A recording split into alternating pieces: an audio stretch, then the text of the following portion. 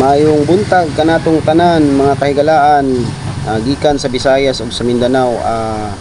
Karong adventure namo, first episode of the year 2024, January 24.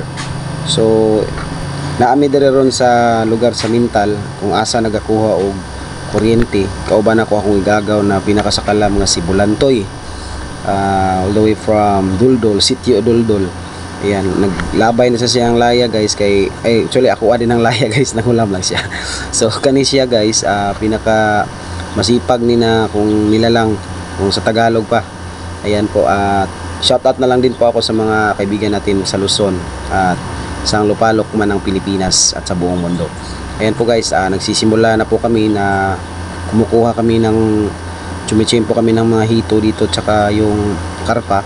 Kasi nung nakaraan, lakas ng ulan dito, umapaw yung tubig. Dito daw nagsipuntahan daw yung mga hito. So ayan po guys, lumusong ako, hindi ako nakatiis talaga. Tinulungan ko si Insan para yun, sisirin ko yung ilalim. Kung may laman ba talaga, kung totoo ba yung sinasabi nila. So ayan, hinihila ko na yung spear gun ko. So try out, ayan po. So pasok, pwede. So isa lang yung nilagay ko dyan. So ayan na po, starting to dive. Kita ko sa ilalim. Diyos ko, anong nangyari dito? Sobrang dilim. Sira pa yung flashlight ko guys, kasi yung pang dive ko talaga na flashlight, napasukan ng tubig. So next time bibili talaga ako ng mas pangmatagalang diving flashlight na hindi makapasukan ng tubig. So ayan po, tinitingnan ko po yung mga dyan, parameter, kung klarong-klaro ba na may sinasabi nilang hito dito, na dito daw tumambak yung mga sandamakmak na hito na galing doon sa fish pond doon sa may Purok 20. Ito palang dam na ito guys, dito po yung kumukuha ng kuryente yung Mintal, yung Napocor. So ayan po, at ayan po, balik po tayo dyan. So ayan, kita ko si Insan. Ayan, may nahuli na daw sana siya, kaso hindi daw pumasok sa hindi daw pumasok doon sa traya.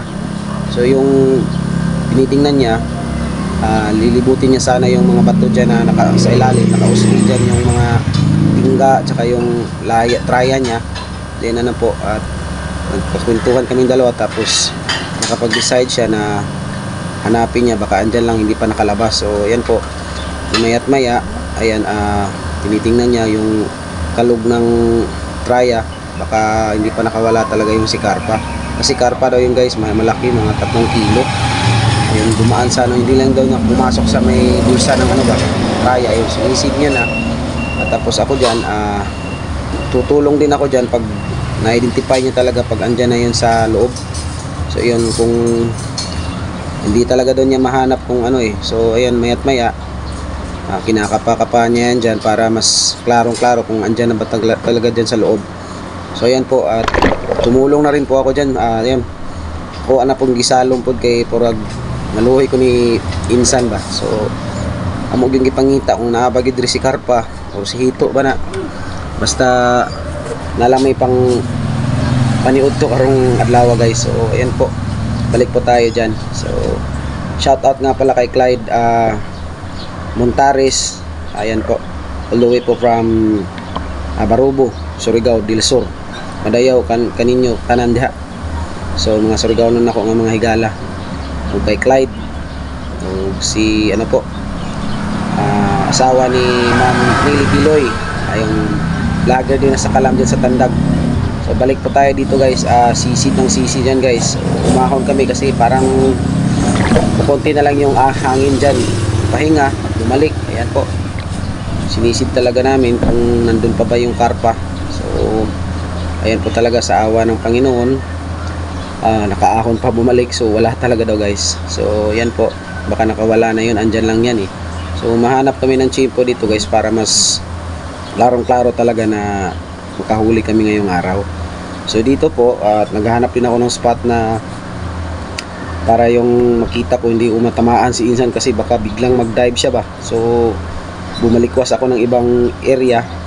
Yan, nilinisan ko yung goggles ko na panay bubbles yung ko, hindi ko makita sa ilalim, sobrang nagpapaging. So yan, dumistansya ako kay Insan para in case safe bago tayo gumawa ng mga ganyang klaseng tactical na pangingisda. So dumistansya kayo, mga nasa mga 10 meters or more than 10 meters para safety yung kasama nyo. So ayan po, dito po ako dito sa may banda ng ano, tiningnan ko yung ilalim, sobrang dilim ta rin guys. Hindi pa talaga totally na yun daw, nagsilabasan yung mga hito at yung mga karpa. So tinitingnan ko muna siya kung baka may mahuli siya dyan. So hanggat andyan pa siya, hindi talaga ako lalapit na. So ayan po, ayan, lumipat kami ng pwesto, doon kami sa may ibabaw na ng dam. Ayan, may mga bata na nililigo. So binitawan ko na yung spear gun ko, kaya baka ano makatama tayo dyan. So may yung mga idol natin dyan, mahilig mag spear gun na may mga tao sa paligid, iwasan nyo yan. So ayan po, tinulungan ko na naman siyang sisirin kasi may nakapana naman daw siyang 2 kilong karpa. So parang panay nakawala yung mga huli ni Insan, kasi kung ako ang hahagis diyan,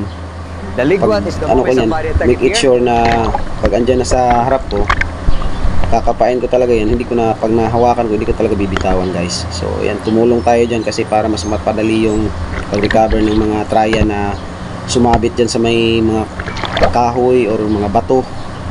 So ayan po, napakalinaw ng araw. So yun, kaso lang yung tubig sobrang hindi nakisama medyo may konting kung tawagon diri sa mga lubog yun siya guys. So yan po, at si Insan wala na naman daw, nakawala. So nag-decide kami guys na pumunta na lang doon sa aming umunting kubo na ni-recover namin, kasi akala namin inandod na talaga yung, buti na lang tinalian yung may PC ni Jasper at hindi po nawala yung kubo natin na mumunting kubo na kung saan tayo nagbablog last year. Ayan po guys, so dito kami ngayon, tinitingnan namin kung ano pa yung angle ng kubo na paano pa ba. Tapos yung mga kambing, andyan pa yan po, kumakain pa rin sila dyan sa may mga damuhan. Ayan po, yung mga pakbo natin dyan, masisigla pa yung mga dyan. So yung mga gulay, yan yung mukha ng inyong idol. Ayan po, so tanghali na po ito guys, so kailangan na namin itong ng pagkain kasi para mas kami makapagluto. Yun na yun po, yun si Insan tumachamba dyan, baka makahuli daw siya ng laki ng nahuli kong last year ng mga higit 5 kilos yung nakarpa Yan lang yun, malapit lang din yun. So ito yung pinaka-amaze ko guys, akala ko iniwan ako ng aking sugangan. Ayan po, mumunting sugangan ko na ginagamit ko talaga in the past years. Sentimental value yan sa akin, kaya hindi ko siya nung nawala. Bumao lang pala siya sa lupa guys, so ang tibay niya. So yun po, at pumunta ako doon kung saan ako nakahuli ng karpa last year. Doon ako sa spot, ako yung naghagis doon, baka matsyempohan ko na naman yung mga pinsa nila. So ayun po, definitely sumabit yung traya natin guys, na-recover natin. Sobrang lalim pa naman yan guys, mga 5 dipa yan. So hanggat andyan pa ako, nag-iipon ako ng hangin. Tapos ayan po, at sobrang makitid talaga yung area na yan. Then tapos yung sa ilalim dyan, maraming mga sanga na nakasambitin. Ayun yung traya ko guys, so tingnan nyo yan. So ni-recover natin yan, so pang lalim yan guys. Kailangan pataasan ng hangin para hindi po kayo magiging, alam nyo na. So umahon tayo kasi parang kakapusin na tayo sa hangin guys. Ganun lang yung technique. Kung magte-training kayo ng Marines, o make it sure, peace of mind, magte-training naman kayo ng Navy, ganun din, or lalong-lalo na sa Army. So kailangan marunong kayong lumangoy guys bago nyo po ito subukan. So ayan, lumapit si Insan dyan. Meron daw, sabi ko wala na, sumabit lang, akala ko meron nga So ayan po, tinali ko na yan dyan kasi nandun siya sa ibabaw, nagre-ready siya na pagkain. So hanggang dito guys, abangan nyo pa po yung ibang kwento.